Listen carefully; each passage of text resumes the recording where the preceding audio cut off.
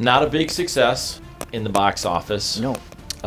Everybody has heard of this film. A lot of good actors, actresses. Obviously, Coppola involved. None other than Sofia. I'm really dying to spill it. Tell me about it. I absolutely love this film. I have seen this film like 6 times. Every time it comes on, I'm on it. It's kind of like it just calls me. And obviously, it's about the Lisbon sisters. They're 4 sisters, and the neighborhood boys are fascinated with these sisters. Lux, being played by Kirsten Dunst, is kind of the black sheep, the one that's going to go against the grain of her parents. She has really uber controlling parents. That her dad's a school teacher, mom is Kathleen Turner is a stay-home wife, and overly Catholic family. But the 2 incidences, obviously, with the younger daughter Cecilia, she's not dealing with life, and I like how I don't like how but she's a journaler, which is great. So there's some ways where she's trying to have a coping mechanism as well. But in this film, she attempts suicide. But there's a little bit of humor with when she's actually in the hospital, and she has Danny DeVito, of all people, as her counselor. And he's asking her, basically, why do you want to commit suicide? Right. And she comes back with this, do you know how old I am? What I'm dealing with. So there's a little bit of humor there. Obviously, comes home, family is still uber controlling, and if anything, they're even more so. Mm-hmm. They really and have. Almost, how can you not be? Yeah. Like, you want to keep your daughter safe, so you want to monitor everything. You want to not have any outside influences, But she did. But I have to give credit in there where Kathleen Turner's character actually listens to the psychologist, has this great idea to throw a party. Mm-hmm. So she's listening and have a party with boys. Mm-hmm.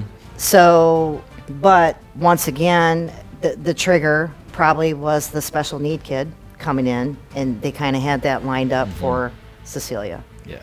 And that just kind of pushed her over the edge, and henceforth she actually did succeed in her suicide. Mom falls apart, of course. The neighbors are talking, I wonder what happened in that house, and reporters are coming to the house and whatnot. And the dad, James Woods, did a great job. He's so good. He did a great job as being the buffoon school teacher, the science math teacher, and just kind of going with the flow. I mean, he's absent, but he's not absent. So then you have the priest come in, and I can't, who was the Scott priest? Glenn. Scott Glenn being the priest again, coming in, trying to console her, because she's literally taken to her bed. And then for me, after that party, I think it kind of had a slower start, but then it was on.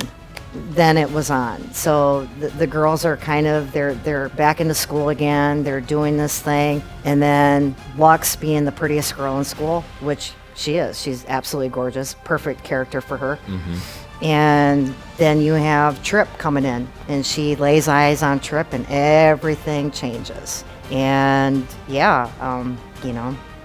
pretty much had his way and left her there. Now, don't get me wrong. I kind of loved how she kind of, it was very calculated, how she kind of played really hard to get, even though she kind of had a thing for him.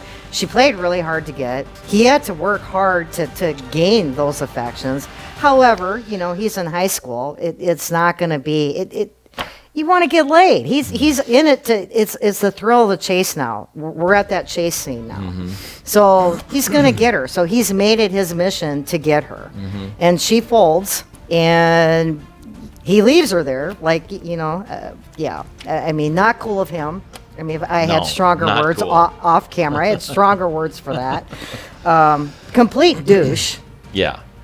Complete douche, leaves her there. And then, basically they end up sequestered in the house. Mom takes away because mom finds out what happens. Lux comes home, and then that was the downhill of the girls, and they're sequestered in the house, and the neighborhood buddies are kind of concerned about them because they don't know what happened. Right. And I loved how they were able to communicate with the girls using music. Yep. With the Todd Rundgren's "Hello, It's Me." And Lux going Some up on clever the roof. things in there. Very clever how this kind of got woven in. And then of course at the very end, I just think that the pressures of what they were living with, I felt bad for the boys that came over. Lux wanted them to come over. Yeah. And then they walk into this, and they've all have committed suicide. I guess I didn't understand the film. Like, I didn't understand the plot. Reading about it later, I kind of got it. But watching it, I'm not a girl. So I don't understand some of those things and emotions and feelings and all that kind of stuff. I know I had two teenage girls, and I know how difficult that was and things. So I have a little bit of that perspective. I struggled with it, like understanding the film, and good, bad, or in between. That's just I think that it. So I struggled with it. Like, I didn't understand why it's talked about so much. Maybe because it did push, like, this kind of stuff doesn't happen in films, which I think is good. I've talked about that before. I think characters dying is good. I really do, because that happens in real life, and we need to be, not everything is just and I think cookies and ice cream. Well, I think with this film too, in a young girl's heart, because she really fell for him. For sure. In her mind's eye, she loved him. I think she was thinking that he was going to rescue her from what she was in. Perspective. From what she was in, but instead she saves herself. And then to have that devastation. That's devastating for a young woman when you fall for somebody and they don't have the same agenda as you do. Right. And I felt and she didn't have the coping mechanisms because her parents were so restrictive on controlling. everything, and she didn't get out of the house. No going on no dates, friends, no friends. So her sisters became her tribe. But what was so sad about it is that they're all in the same boat, so they can't. So their tribe is sad.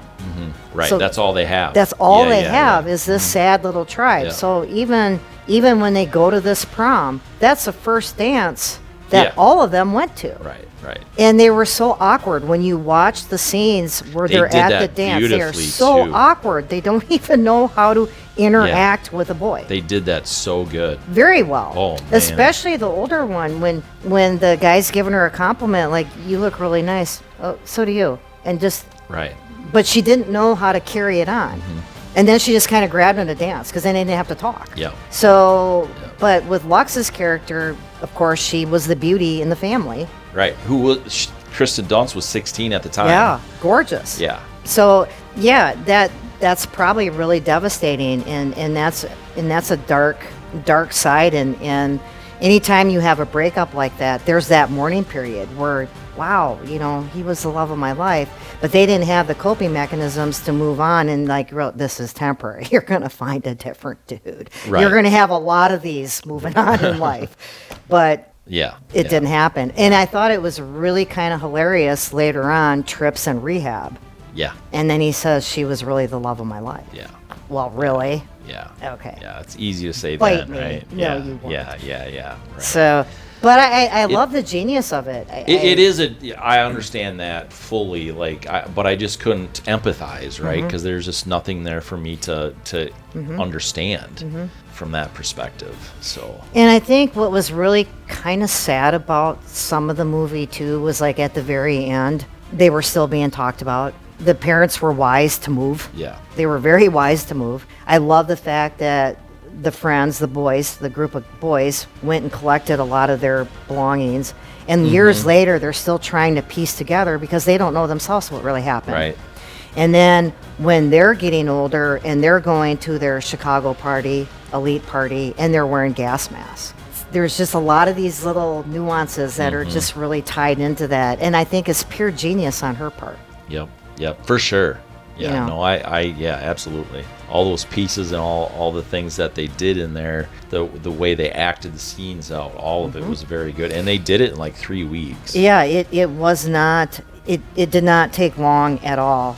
I love the fact that, and I'm really happy that, because they offered this part to Scarlett Johansson. Right. And I think Scarlett would have done a great job because she's kind of has that look about her. Mm-hmm. But I really think that Kirsten Dunst has that girl next door Yes. with a little bit of a Sly Fox. Yeah. She was typecasted perfectly for this Yeah, role. absolutely. Scarlett Johansson was a little bit too obvious Mm-hmm. from a perspective of the kind of the naughty side of it, right? She looks that way anyway. She has that look yeah, about her. Yeah. Elisa Silverstone also, or Alicia, or however she says her name. Yeah, you're right. Another one. Was also considered. They did offer her the role of Mary Lisbon, but she did turn that one down. But yeah, it's very interesting because reading about how some of the people came into place and all that kind of stuff. Hayden Christensen and all the young ones and stuff back then that were just brand new. They did a really good job acting, but I just didn't quite. I just couldn't grab a hold of it. Well, what I like too is she was kind of genius on having some fairly unknown actors as well. Yeah. Like Hayden Christensen going on to do Star Wars, the prequels. Right. I mean, Josh Hartnett wasn't known. He got, he had his Kristen little bit Dunst of. wasn't Kristen known Dunst either. wasn't really known either. No. Because she had she got a little bit of her fame with, the interview with the vampire. But that was kind of But that- overshadowed by Brad Pitt and Yeah, I mean, that was a little kid. But it was a little kid. Yeah. But she was already starting to be a force then, because I thought she did I thought they typecasted her really well to go between Louis and I thought that was a good move on Anne Rice's part. So, Yeah. But yeah, I mean, so this kind of brought her into the forefront to make those movies like Bring It On and whatnot. Yeah, this is main character stuff in here for sure. That was good. So, Yeah. But obviously I love Sofia just because of where she's taken, and she's rode, obviously, her dad, we were saying earlier, greatest movies ever produced, Apocalypse Now, the Godfather series, which we all know, it's my favorite. She handled the success of her old man really well, and she came into her own right. Yeah. Genius of him to cast her in The Godfather. Yeah. She was in the third piece. She did a great job acting in there, especially going up with Andy Garcia. Yeah. So, which he's uber hot, but anyway, that's another plot. But yeah, so I mean, and then she just kind of became this force of her own, doing this writing and producing. And she's only getting better. And I love the fact that she does not ride the coattails of her dad, even though she has that famous last name. Everybody knows the last name. Right. She's kind of coming to her own. And I really enjoyed this. I enjoyed this show because it's very refreshing to me when shows are dark. That Right, not sure. everything is unicorn and rainbows. No. So this was one of the more darker films, and I absolutely adored it. And I think that's why I keep watching it all the time, because each time I do watch it, there's something that I'm I sure catch. you can catch. Yeah, absolutely. I'm sure there's stuff that you can catch. And I'll each be time. like, oh, it's kind of like the other film that we did, Girl Interrupted. Each Yep. time you watch it, there's a little bit something more that you catch. Yep. And that's what I like about this. Every time I've watched this, and I've watched this a lot, there's a little bit like, oh, I get where she's going with this now. Yeah. It clicks. Yep. Absolutely. But right Makes away, when total you first sense. watch this movie, like you, Yeah, wow, this is Yeah, I just couldn't connect to it to understand, because it feels like a very real life story. Obviously, it's not a biography or anything like that, but it feels like something that can really happen in real life to the extreme. And so I was always just trying to want to emotionally connect to it, and I just couldn't. And that's, I'm not saying that it was a bad film, it was just something I couldn't connect to. That I really think that they did a fantastic job acting as these young actors, and James Woods obviously is dynamite. Kathleen Turner is clearly, very good. Michael Parr, even though he had a small role. Right. Even, Scott Glenn, small role, but you bring those people in here, and it's like you can attach to that pretty quickly. Danny DeVito, Yeah. even having a small little role, but he is a typical classic Danny DeVito. Yes. it was genius. Yeah. Yeah. Yeah, for sure. I enjoyed it. I really enjoyed this film. I will continue to watch it. It will be one of those that will go into the vault. Yeah. So, Perfect. yeah, I loved it. Hey, tell us what you think. What did you think of the Virgin Suicides? Have you seen it? Do you need to see it? Do you want to see it? Just let us know in the comments, or you can email us At legit.q. LegitQ. LegitQ. At Maddie'sMovieMix.com. Yes. I get that last part. It's always the first part. I will get this eventually. Well, maybe not. I'm not going to lie. I'm not promising anything No. at this point. We're But that good. is half the fun. Exactly.